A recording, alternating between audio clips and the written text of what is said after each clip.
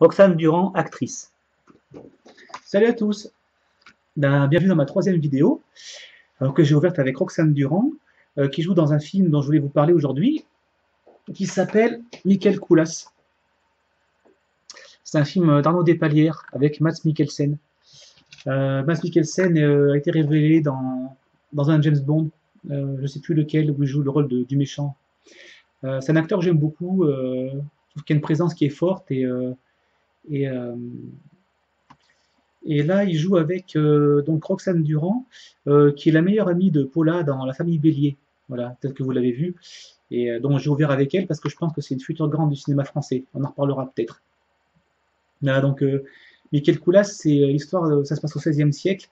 C'est l'histoire d'un marchand de chevaux qui rentre d'un marché justement. Et dans la forêt, il y a un gué et on lui demande un droit de passage, alors que jusqu'à présent, il n'y avait jamais eu de droit de passage. Donc il n'a pas d'argent et il décide de laisser 2 chevaux en gage. Et il rentre chez lui, et le temps qu'il revienne pour payer son dû, alors je ne sais plus, peut-être quelques jours plus tard, les chevaux qu'il a laissés, qui sont de beaux chevaux, ont été utilisés pour faire les champs et à différents travaux, donc ils ont été blessés. Donc il demande réparation.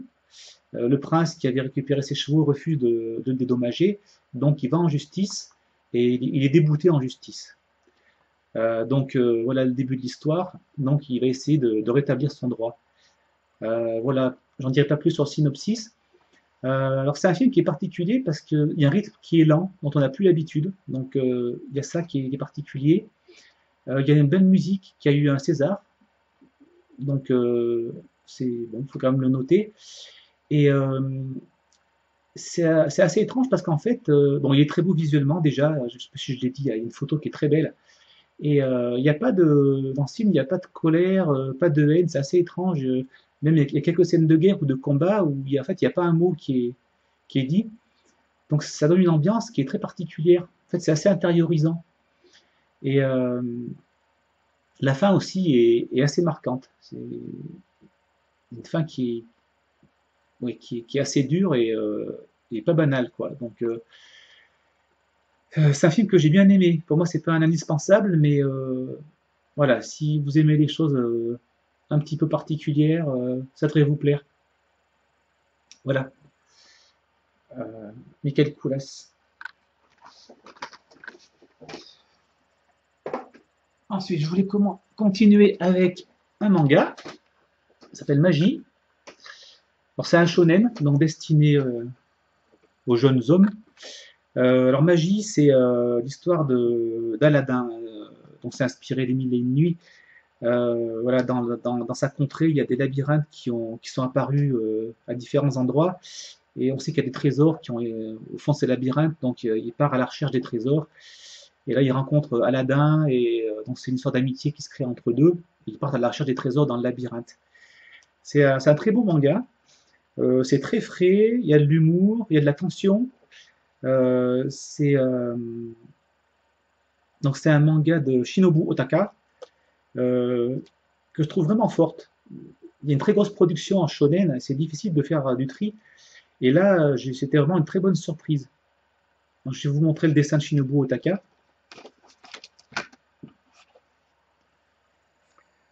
Voilà. Donc c'est un dessin qui est assez fin, assez détaillé. Alors il y a tout dans ce manga, il y a de l'humour, du suspense, puis c'est très imaginaire, enfin on voyage, c'est vraiment un joli manga que je vous conseille fortement. Comme je disais, il y a beaucoup, beaucoup de production. Et là, c'est vraiment original. Ça peut plaire à tous les âges, hein. Donc à lire, voilà, à lire sans modération. J'en redirai pas plus parce qu'il bon, n'y a pas grand-chose d'autre à dire, mais pour moi, c'est un manga qui est un peu à part, voilà, dans tout ce qui se fait. Magie. Actuellement, il doit y avoir à peu près 18 volumes. Je continue avec Shantaram de Gregory Roberts. Alors ça, pour moi, c'est vraiment une référence. Alors ne prenez pas peur, c'est un pavé, il fait plus de 800 pages. En plus, c'est écrit tout petit. Je vais vous montrer l'écriture.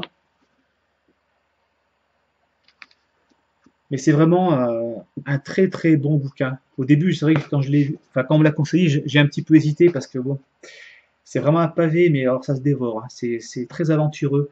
En fait, c'est un roman, mais c'est écrit par donc Gregory Roberts. Ça se mélange avec sa vie. On ne sait pas trop, parce qu'en fait, si vous lisez derrière le livre, il parle d'un peu de sa vie et elle se mélange avec celle du héros. Donc on ne sait pas, on ne peut pas faire la part des choses. Mais bon, ça n'a pas d'importance. En fait, Gregory Roberts se droguait et vendait de la drogue en Australie. C'est un Australien. Et donc il s'est retrouvé en prison, il s'est échappé, il s'est retrouvé dans le ghetto de Bombay. Il est devenu un peu médecin, un peu comme ça, il avait quelques connaissances. Donc il a vécu dans le ghetto, et après il a infiltré la mafia de Bombay. Et là il a eu un. Il s'est retrouvé très très proche du parrain, donc il est devenu un peu son mentor. Parce qu'en fait, le mentor, c'est un peu, il est devenu un peu son père. Mais c'est pas une mafia comme on peut voir dans les films américains. Enfin, malgré tout, il y a une forme de code d'honneur, je sais pas, mais il y avait une forme de morale. Quand vous lirez le livre, vous comprendrez.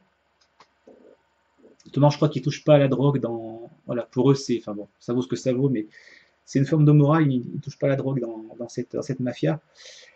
Donc ça serait très compliqué d'en parler, ce serait très long. Mais Gregory Roberts, c'est très particulier parce que en fait, c'est pas le même type d'homme que Michel Vaujour. C'est quelqu'un qui a une grande force, très viril. En même temps, c'est un grand sensible. Et dans le livre, ce qu'il y a vraiment d'original, c'est qu'en fait, il parle de ce qu'il ressent. Ce qui n'est pas très courant dans les livres. Bon, les héros, ils se ressemblent tous un petit peu. Et lui, il doute de ce qu'il fait. Et des fois, il dit, même quand il est mal à l'aise, il dit j'ai rougi. Des choses qu'on ne dit pas, surtout qu'un homme comme ça, qui est quand même un dur aussi. Donc il y a beaucoup d'hésitation, de doute. Et puis donc aussi, c'est aussi un homme de cœur. Donc c'est vraiment quelqu'un de très particulier. Euh, il a fait de la prison, donc. Le livre a été écrit en 2 fois. Euh, donc la fin elle est ratée en fait. Sur 800 pages, il y a peut-être 50 pages. Il a dû s'arrêter à un moment et reprendre à un autre moment. Et il y a une baisse d'intensité et d'intérêt qui est très importante. Mais bon, vous avez quand même 750 pages qui sont assez impressionnantes. Bon, c'est pareil, je vais vous lire 2 passages. Ça paraît assez long, mais c'est vraiment des beaux passages. Le premier, je voulais vous lire l'introduction, l'ouverture, parce que c'est la plus belle ouverture que j'ai lue dans un livre. Je la trouve très impressionnante. Et après, je vous lirai un passage qui est aussi très impressionnant et qui dit un petit peu le style du livre. Alors, il m'a fallu du temps et presque le tour du monde pour apprendre ce que je sais de l'amour et du destin, et des choix que nous faisons. Mais le cœur de tout cela m'a été révélé en un instant alors que j'étais enchaîné à un mur et torturé. Je me suis rendu compte, d'une certaine façon, à travers les hurlements de mon esprit, qu'en dépit de ma vulnérabilité, de mes blessures et de mes chaînes, j'étais libre. Libre de haïr les hommes qui me torturaient ou de leur pardonner.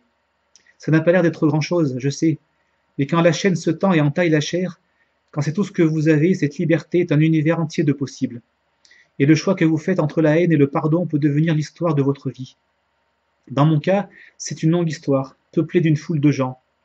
J'étais un révolutionnaire qui avait renoncé à son idéal pour l'héroïne, un philosophe qui avait dissous son intégrité dans le crime, un poète qui avait perdu son âme dans le quartier de haute sécurité d'une prison. Quand je me suis évadé de cette prison, en passant par-dessus le mur entre 2 miradors équipés de mitrailleuses, je suis devenu l'homme le plus traqué de mon pays. La chance m'a accompagné et fait circuler à travers le monde jusqu'en Inde, où j'ai rejoint la mafia de Bombay. J'y ai été trafiquant d'armes et de drogue et faussaire. J'ai été enchaîné sur 3 continents, battu, poignardé, affamé. J'ai fait la guerre. J'ai chargé contre le feu ennemi. Et j'ai survécu alors que des hommes mouraient autour de moi.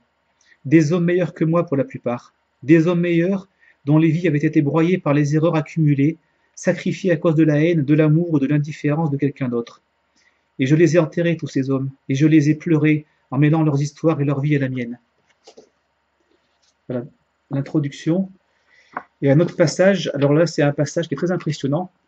Je voulais vous le lire parce que, enfin pas tout, il y aura un gros suspense, mais c'est pour vous achetiez le livre. Euh, c'est le seul passage dans un livre où j'ai eu le cœur qui a palpité pour le héros. J'avais peur pour lui, quoi. En fait, il est poursuivi par. Il y a des mercenaires nigérians qui ont été mandatés pour le tuer. Donc, c'est trois blacks, mais monstrueux, avec des coups de taureau. Enfin bon. Donc, plein de monde vient lui dire de partir parce qu'il risque de se faire tuer. Et lui, en fait, au lieu de se planquer, de se cacher, il va les chercher pour les affronter. Et comme c'est un homme d'honneur, ils sont trois, il y va avec deux amis à lui. Donc il réussit à les retrouver dans une chambre d'hôtel et il va dans la chambre d'hôtel adjacente pour écouter ce qui se dit déjà, parce qu'il veut savoir pourquoi ils veulent le tuer. Donc il est avec ses deux amis dans cette chambre d'hôtel à écouter ce que disent les Blacks avant d'intervenir. Alors voilà. C'était bizarre d'être dans l'obscurité et d'écouter les détails de mon assassinat. Mon estomac s'est resserré sur un mélange de nausée et de rage. J'espérais entendre une information, une allusion à un mobile quelconque, mais elle n'est jamais venue dans leur conversation. Abdullah écoutait, l'oreille gauche collée contre la paroi, et j'écoutais de l'oreille droite. Nos yeux étaient séparés par l'épaisseur d'une main à peine. Le signal d'agir, quand j'ai hoché la tête, a été si subtil qu'il aurait pu tout aussi bien passer d'un cerveau à l'autre. Vikram, Abdullah et moi nous sommes retrouvés devant la porte de leur chambre, avec un passe-partout prêt à rentrer dans la serrure. Nous avons compté. 3, 2, 1, et j'ai tourné la clé. La porte n'était pas verrouillée de l'intérieur. J'ai reculé et j'ai donné un coup de pied dedans. Il y a eu une seconde, 3 secondes d'immobilité absolue, pendant que les types, surpris et terrifiés, nous dévisageaient, la bouche ouverte et les yeux écarquillés. Le plus proche de nous était un type grand, très costaud, le crâne chauve, avec des cicatrices profondes, sillonnant ses joues selon un motif régulier. Il portait un débardeur et un caleçon. Derrière lui se tenait un type un peu plus petit qui ne portait qu'un slip. Il était penché sur une coiffeuse dans la position de celui qui sniffe une ligne d'héroïne. Le troisième homme était encore plus petit, avec une poitrine et des bras énormes. Il était couché sur l'un des 3 lits, dans le coin le plus éloigné de la chambre, un magazine Playboy dans les mains. Il y avait une odeur très forte dans la pièce, l'odeur de la sueur et de la peur. Elle provenait en partie de moi. Voilà, je suis un petit peu dur, je vous laisse sur un gros suspense, mais bon. Voilà, ça vous forcera à acheter Shantaram. C'est ce livre qu'a écrit Gregory Roberts. Voilà. Vraiment à lire. Et je finirai avec, pour moi, une référence des comics. Pour l'instant, la référence pour moi des comics s'appelle Y, le dernier homme. C'est un comics en 5 volumes qui font à peu près 250 pages. Donc c'est une collection qui a été réunie. Au départ, c'était 10 volumes. Donc comme ils font souvent dans les comics, ils font d'après des plus gros volumes de collection. Et alors, Y, le dernier homme m'a beaucoup marqué. C'est un. Ça a été écrit par Brian Vaughan, qui est devenu une référence actuellement dans le milieu du comics, qui a écrit des épisodes pour Lost, et il a bossé aussi pour Marvel. Donc il est très réputé. Alors le pitch, il y a un jour en fait où tous les mâles de la planète meurent. C'est-à-dire les animaux, les hommes, il n'y a plus que les femmes et les animaux. Donc tout ce qui est de sexe masculin disparaît de la planète, sauf un homme. Voilà, donc ça c'est le départ de. Enfin, sauf un homme et son singe, qui s'appelle Esperluette. Donc en fait, cet homme reste le seul homme sur la planète avec son singe, donc on va suivre son périple. En fait, il a une amie enfin une fiancée qui est en Australie, donc lui est aux États-Unis, donc il veut partir à sa recherche. Bon, mais c'est compliqué parce que il y a évidemment, vu qu'il est le seul homme, c'est très compliqué. Donc en fait, il est escorté c'est une sorte de road movie en fait. Il est escorté par un agent secret et par un médecin, enfin une, parce qu'il n'y a plus que des femmes, qui veut essayer de comprendre pourquoi il a été épargné, mais donc pour voir, enfin, l'analyser, trouver son ADN en fait. Et donc il y a un tas d'aventures. C'est bourré d'humour, c'est très fin. Il y a beaucoup de références culturelles. J'étais très impressionné par Vaughan. C'est vraiment un scénariste à suivre. Et en fait, je voulais vous le présenter aussi parce que c'est la seule BD que j'ai lue où à la fin j'ai perdu un pote. Je ne sais pas si ça vous est déjà arrivé, mais donc il y a 5 volumes qui font près de 250 pages, donc vous voyez, ça fait plus de 1000 pages. Et là, quand j'ai fermé le dernier tome, je me suis dit merde, je ne le reverrai plus, quoi. Et même maintenant, ça fait un mois que j'ai fini et j'y pense des fois. Surtout la dernière planche, elle est très belle. Qu'est-ce que je peux vous dire de plus? Je regarde ce que j'ai marqué. Ouais, il y a le dessin, par contre, que je trouve dommage, qui est enfin, qui soutient pas le scénar. C'est vraiment un dessin qui est assez courant, enfin, qui est assez banal. Là, je vais prendre une planche, voilà, un peu au hasard, pour vous montrer le dessin. Je trouve qu'il manque beaucoup de caractère. Donc bon, c'est dommage, c'est vraiment dommage. Avec un beau dessin, ça aurait été encore autre chose. Et je voulais aussi vous parler des couvertures. Parce que dans les comics, les couvertures sont faites souvent, non pas par dessinateur, mais par une sorte d'invité. En fait, ils invitent un autre dessinateur à faire des couvertures, un peu pour être connu, ou justement parce qu'il est connu. C'est une sorte de promotion, ou justement de pub. Euh, la couverture d'un auteur qui s'appelle Massimo Carnavale.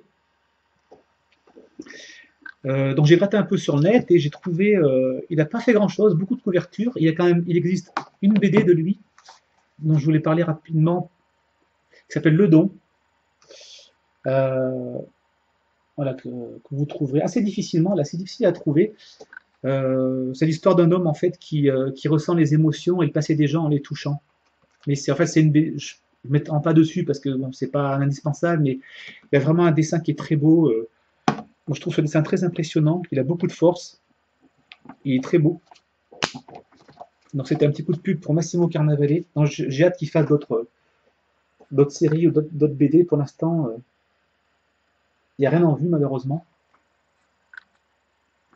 Voilà. Je crois que c'est tout sur Y. Voilà, oui, ce que j'ai oublié de dire, c'est qu'il recherche sa copine, en fait, qui est en Australie. Donc, en fait, voilà pourquoi il traverse les États-Unis. Après, il veut se rendre en Australie pour la retrouver. Bon, mais c'était tout. Mais je vous conseille fortement Y. C'est vraiment un très très bon comics. Il y a de la réflexion, de l'humour, de l'aventure. C'est vraiment un must. Voilà. Bon, bah, c'était tout pour aujourd'hui. Je vous souhaite le meilleur. Et puis, ben, je sais pas. Pour l'instant, j'ai pris un rythme d'une vidéo par semaine. Donc, peut-être le week-end prochain, je serai à nouveau par ici. Voilà. À bientôt. Salut.